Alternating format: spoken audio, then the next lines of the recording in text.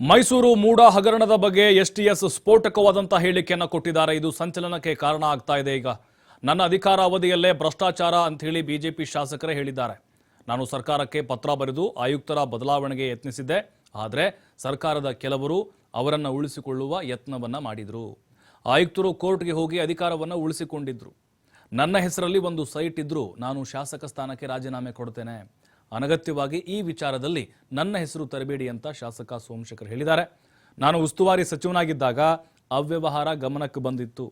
ಆಯುಕ್ತರು ಸಭೆ ಮಾಡದೆ ಮೂಡ ಸೈಟ್ಗಳನ್ನು ನೀಡಿದ್ದಾರೆ. ಈಗಲಾದರೂ ಈ ಬಗ್ಗೆ ತನಿಖೆಯಾಗಿ ವ್ಯವಸ್ಥೆ ಬದಲಾಗಲಿ ಅಂಥೇಳಿ ಮೈಸೂರಿನಲ್ಲಿ ಶಾಸಕ ಎಸ್ಟಿಎಸ್ ಹೇಳಿಕೆಯನ್ನು ಕೊಟ್ಟಿದ್ದಾರೆ. ಇನ್ನು ಮೂಡಾದ ಪ್ರತಿ ಸಭೆಯಲ್ಲೂ ಕೂಡ ಸ್ಥಳೀಯ ಶಾಸಕರ ಫೈಲ್ಗಳೇ ಇರ್ತಾ ಇತ್ತು ಅಂತ ಹೇಳಿದರು.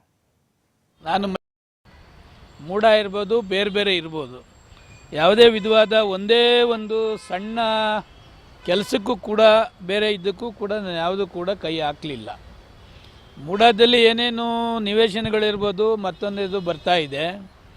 ನನ್ನ ಹೆಸರಾಗಲಿ ನನ್ನ ಬೇನಾಮಿ ಹೆಸರಾಗಲಿ ಕೂಡ ಯಾವುದೇ ಒಂದೇ ಒಂದು ಸೈಟ್ಗೂ ಕೂಡ ನಾನು ರೆಕಮೆಂಡ್ ಕೂಡ ಮಾಡಿಲ್ಲ.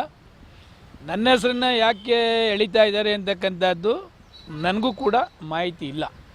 ಒಂದೇ ಒಂದು ನನ್ನ ಹೆಸರಾಗಲಿ ನನ್ನ ಬೇನಾಮಿ ಹೆಸರಾಗಲಿ ಯಾರಾದರೂ ಅದನ್ನು ಖಚಿತಪಡಿಸಿದ್ರೆ ಇವತ್ತೇ ಶಾಸಕ ಸ್ಥಾನಕ್ಕೆ ರಾಜೀನಾಮೆ ಕೊಟ್ಟು ಹೊರಡ್ತೀನಿ. ಮೈಸೂರಲ್ಲಿ ಇದ್ದಂಥ ಅವಧಿಯಲ್ಲಿ ಒಂದೇ ಒಂದು ಕೆಟ್ಟ ಹೆಸರನ್ನು ಕೂಡ ನಾನು ತೆಗೆದುಕೊಂಡಿಲ್ಲ.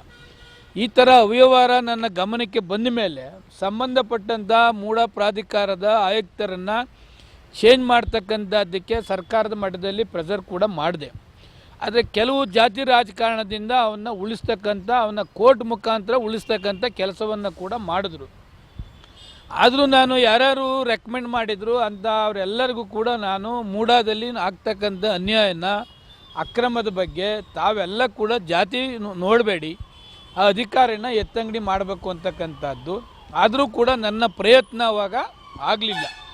ಅದು ಪ್ರಯುಕ್ತ ಬೇಕಾದಷ್ಟು ಇಲ್ಲಿಗಲ್ಗೆ ಕೂಡ ಆಗ ಮಾಡಿದ್ದಾರೆ. ನಾನು ಸರ್ಕಾರದ ಮಟ್ಟಕ್ಕೂ ಕೂಡ ಗಮನಕ್ಕೆ ತಂದರೂ ಕೂಡ ಅದು ಆಗಲಿಲ್ಲ. ಅದೇನೇ ಆಗಲಿ ತನಿಖೆ ಮಾಡ್ತಿದ್ದಾರೆ, ಸತ್ಯಾಂಶ ಹೊರಬರ್ತದೆ. ಬಟ್ ನನ್ನ ಹೆಸರನ್ನ ಆಗಲಿ ಯಾವತ್ತೂ ಕೂಡ ಮೂಡಾಗೆ ಇಂಥ 50-50 ಸೈಟ್ ಕೊಡಿ ಅಂತಕ್ಕಂಥದ್ದಾಗಲಿ, ಇಂಥವ್ರಿಗೆ ಸಹಾಯ ಮಾಡಿ ಅಂತಕ್ಕಂಥದ್ದಾಗಲಿ ಯಾವತ್ತೂ ಕೂಡ ನಾನು ಮೂಡ ಆಯುಕ್ತರಿಗಾಗಲಿ, ಮೂಡ ಅಧ್ಯಕ್ಷರಿಗಾಗಲಿ, ಮೂಡ ಇನ್ಚಾರ್ಜ್ ಮಂತ್ರಿಗಳಿಗಾಗಲಿ ಯಾವತ್ತೂ ಕೂಡ ನಾನು ಮಾಡಲಿಲ್ಲ. ಮೈಸೂರಲ್ಲಿ ಇದ್ದಷ್ಟು ದಿವಸ ಕೆಟ್ಟ ಹೆಸರು ತೆಗೆದುಕೊಳ್ತಕ್ಕಂಥ ಯಾವೊಂದು ಸಣ್ಣ ಕಾರ್ಯನೂ ಕೂಡ ಕಾನೂನು ಬಾಹಿರವಾಗಿ ನಾನು ಮಾಡಲಿಲ್ಲ. ನಾನು ಇನ್ನು ಮಾತನ್ನ ಮುಂದುವರಿಸಿ ಮಾತಾಡಿದರವರು ಮೂಡಾದ ಪ್ರತಿ ಸಭೆಯಲ್ಲೂ ಸ್ಥಳೀಯ ಶಾಸಕರ ಫೈಲ್ಗಳೇ ಇರ್ತಾ ಇತ್ತು. ಸ್ಫೋಟಕ ಹೇಳಿಕೆಯನ್ನು ಕೊಟ್ಟಿದ್ದಾರೆ ಸೋಮಶೇಖರ್. ಮೂಡಾ ಸಭೆಯ ಬಹುತೇಕ ಸಬ್ಜೆಕ್ಟ್ಗಳು ಶಾಸಕರುಗಳಿಗೆ ಸೇರಿದ್ವು. ಈ ಮಟ್ಟಕ್ಕೆ ಇಲ್ಲಿಯ ಶಾಸಕರು ಲಾಭಿ ಮಾಡ್ತಾರೆ. ಮೂಡಾ ಇರುವುದು ಜನಸಾಮಾನ್ಯರ ಅಭಿವೃದ್ಧಿಗೋಸ್ಕರ, ಆದರೆ ಇಲ್ಲಿ ಆಗ್ತಾ ಇರೋದು ಏನು ಅಂತ ಪ್ರಶ್ನೆ ಮಾಡಿದ್ದಾರೆ.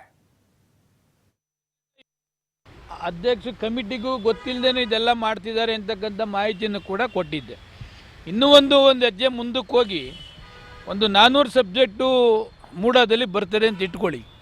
ಎಕ್ಸಾಂಪಲ್ ಆಗಿ 1ರಿಂದ 25 ಈ ಶಾಸಕರದು, 25ರಿಂದ 75 ಈ ಶಾಸಕರದು, 75ರಿಂದ 150 ಈ ಶಾಸಕರದು. ಯಾವ ಸಬ್ಜೆಕ್ಟು ಕೂಡ ಚರ್ಚೆಗೆ ಬರೋದಿಲ್ಲ ಅಂತಕ್ಕಂಥದ್ದನ್ನು ಕೂಡ ಜಿಲ್ಲಾಧಿಕಾರಿಗಳು ಗಮನಕ್ಕೆ ತಂದಿದ್ರು.